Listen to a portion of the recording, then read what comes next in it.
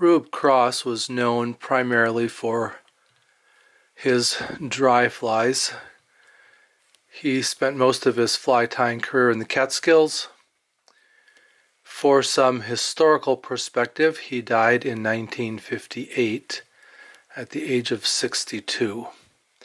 But he also tied streamers, and this streamer is the Ray Arden. I'm tying it on a number 6 2x long hook. The recipe in Mike Valla's The Founding Flies says 6 to 10 for hook size. The rib on this fly is silver tinsel, and I actually was given some old school metal tinsel, so I'm going to put that on this fly just for fun. Don't have to worry about what side to tie it in, and because it's silver on both sides. The recipe says the body is red wool, and I guess if I didn't tell you, you wouldn't know that this is not red wool.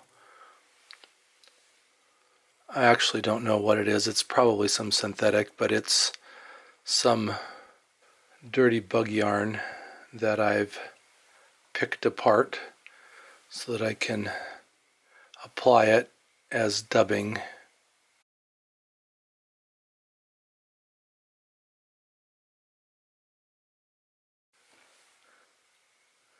And not as a string or a yarn strand.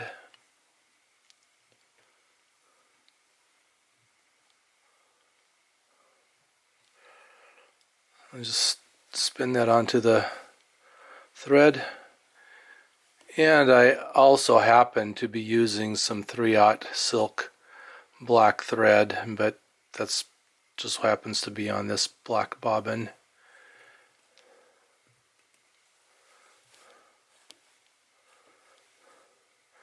So I'm just adding my body material as I wrap it, dubbed up the body shank, hook shank for the body. I'm going to be putting that rib over it, so if it's not real even, it's not real critical.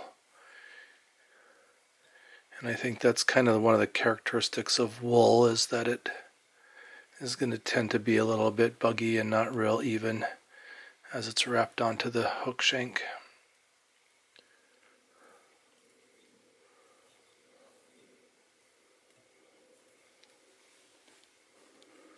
And then I'll leave plenty of room to tie in the wings and belly and head. Then I'm going to counter wrap this tinsel just so that it doesn't fall between the cracks in the body material. And I'll wrap up over the end of the tinsel. I was taught to do 3 wraps over the top and 2 or 3 wraps underneath. First to catch it in and then to secure it. And I'm going to go a little ways down my scissors so I don't dull the tips when I cut that tinsel out. The body is all bucktail and it's wrapped in fairly sparse. I'm going to do the underwing in black, the overwing in natural brown, and then the belly in white.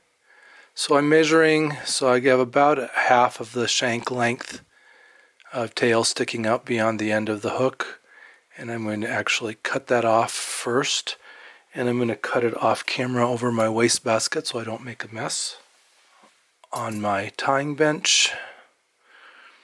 And then I'll just wrap lightly right next to the body, and then as I wrap forward down towards the eye, I'll wrap tighter to keep that from flaring and laying down flat on top of the body as much as I can.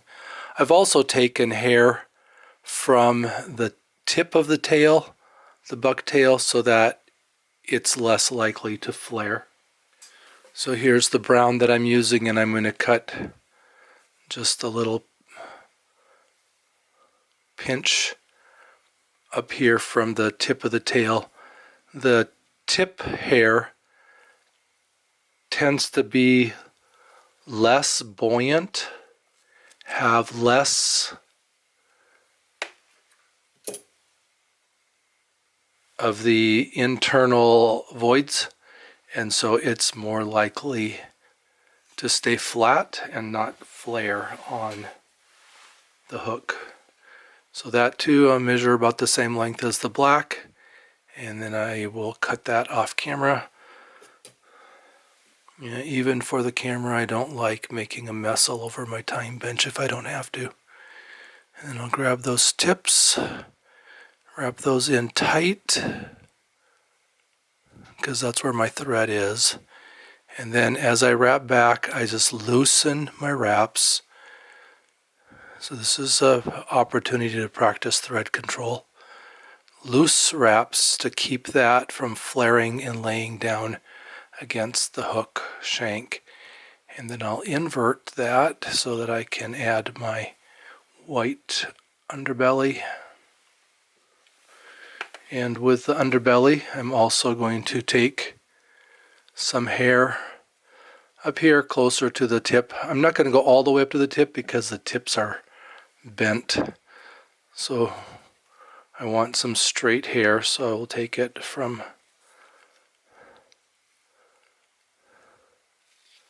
up closer to the tip of the tail where,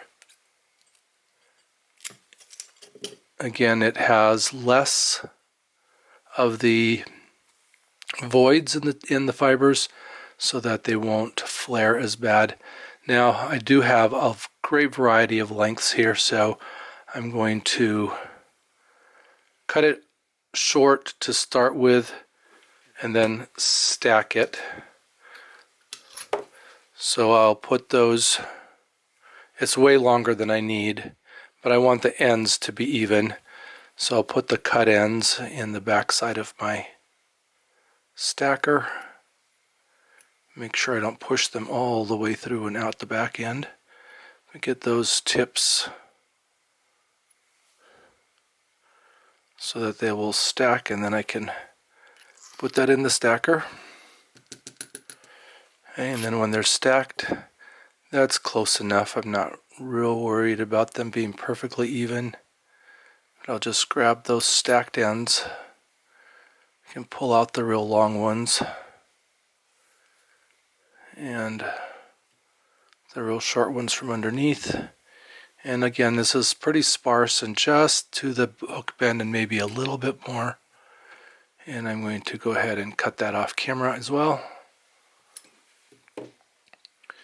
And then I'll lay that right there on top of the hook shank on the belly side. Wrap tight next to the eye to tie it in, and then just wrap back and wrap fairly loose just to create an even head.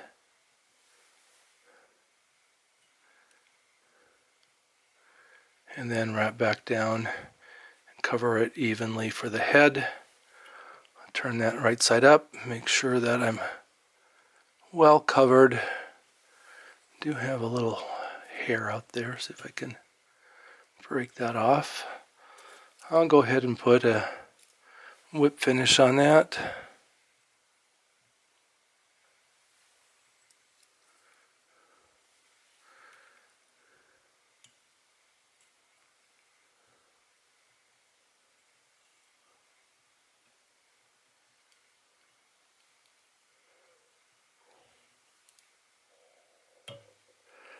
My thread broke at my finish, but that's okay. I was going to cut it off there anyway, and it's locked in. So then I will take some diluted goop is what I'm going to use on this head, and just take my tip from my jar and drop that onto the head, and that's going to soak into that thread and create a nice firm finish.